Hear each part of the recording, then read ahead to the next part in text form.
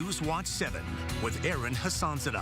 Good evening. The execution of Carrie Dean Moore will continue as scheduled after a federal court judge denies a drug company's injunction. I'm Erin Hassanzadeh. If you take a walk with me down here along this frontage road, when we were driving out to the scene, about a quarter of a mile away from the crash, there was the other license plate from that crash pickup. A vandal scars the ground of Memorial Park, burning a swastika into the earth. Where does that fight stand?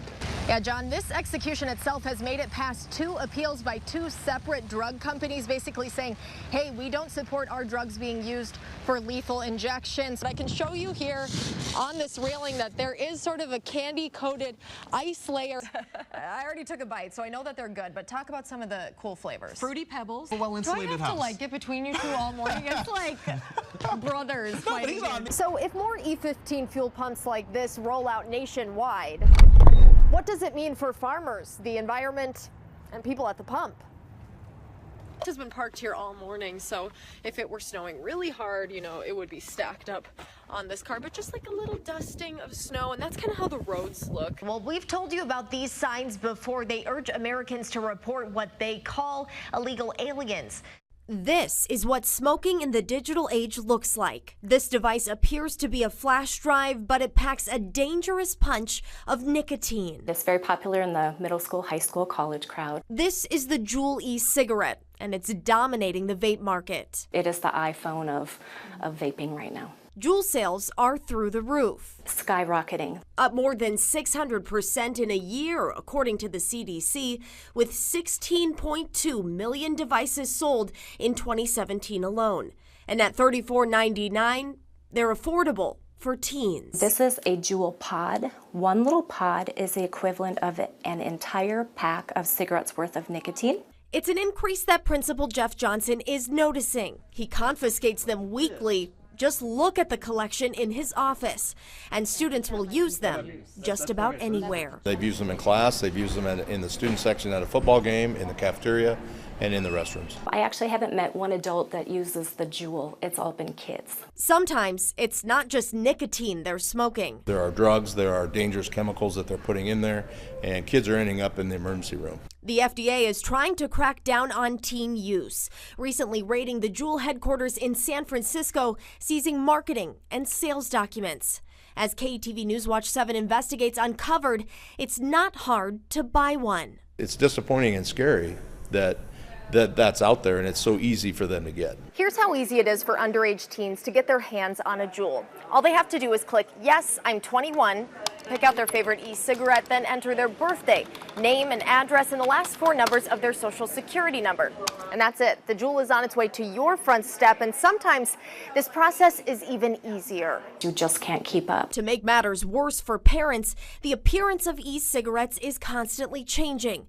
Even if you recognize the Juul, would you be able to spot the up-and-coming Soarin' Drop? We even found these hoodies, designed with vaping straws as drawstrings. Why would they have to have that if you weren't trying to hide it from somebody? Bottom line, these hidden devices pack not-so-hidden dangers for easily addicted teens. With this KETV investigation, I'm Erin Hassanzadeh. In the Twitter sphere, she's known as Nebraska Husker Jima. Gotta say something. It's become a ritual. You know, get a cup of coffee, get the tablet. Something she added to her routine at age 70. When I take a break, you know, check and see what's new. 7,721 tweets. Gee, I don't know, is that a lot? And counting. I don't want to be a pest. Which makes up for this 72-year-old's modest following. The next thing I know, I see something else that I think needs my input. And off I go. Betty Phelps follows 520 people.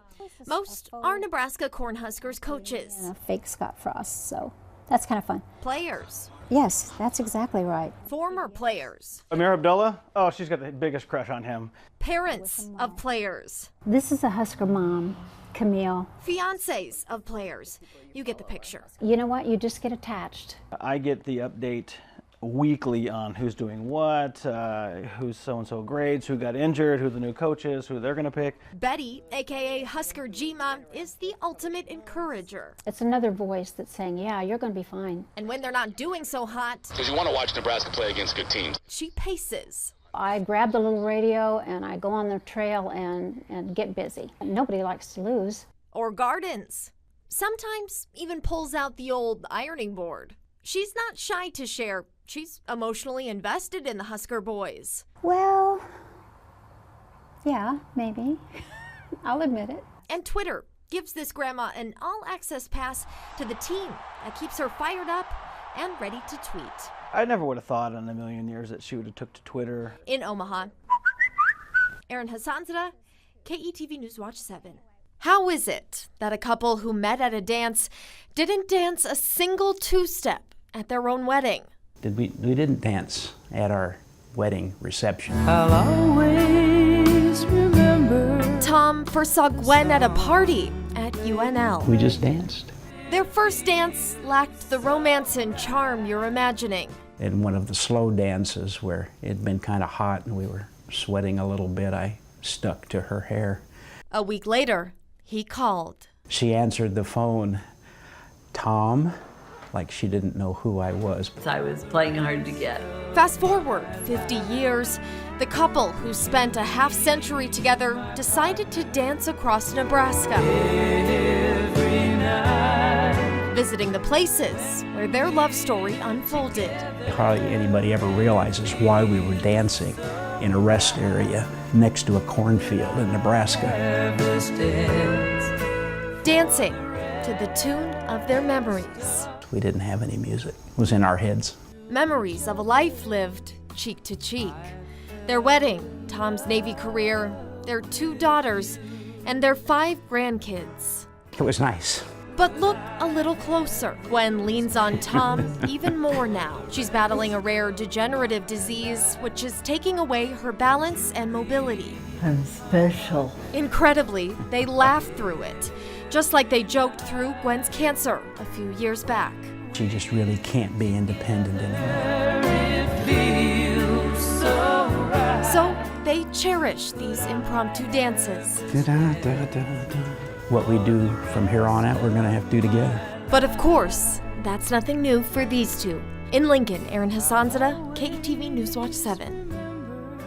Judge John E. Huber received a letter from Joan's parents ahead of today's sentencing. He tells us it's the most moving letter he's gotten in nearly 20 years on the bench. Just over 9 months after this deadly crash, Robert Richmond walks out of the courtroom in handcuffs.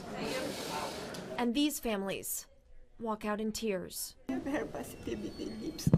Robert and Jeanette's daughter, Joan Ocampo Yambing, was in a Prius driving on I-80 near 84th Street on her way to Lincoln to watch the solar eclipse with friends when Richmond's semi slammed into her car, killing her.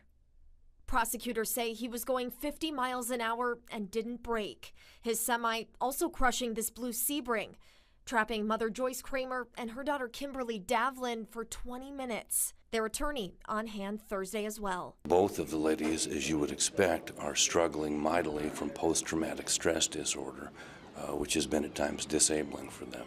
The judge sternly reminding Richmond that even though the crash wasn't intentional, his job as a truck driver comes with a heightened responsibility to pay attention. Richmond's 90-day sentence, tough to swallow for the people dealing with the wreckage. That left everyone feeling like they had sand in their mouth. After the crash, Richmond was apologetic, but he didn't address the families directly in court. Robert and Jeanette Yambing did, though, to read a poem written by their daughter. My daughter says here, I want to experience the world and capture its soul and help people realize their worth more than gold.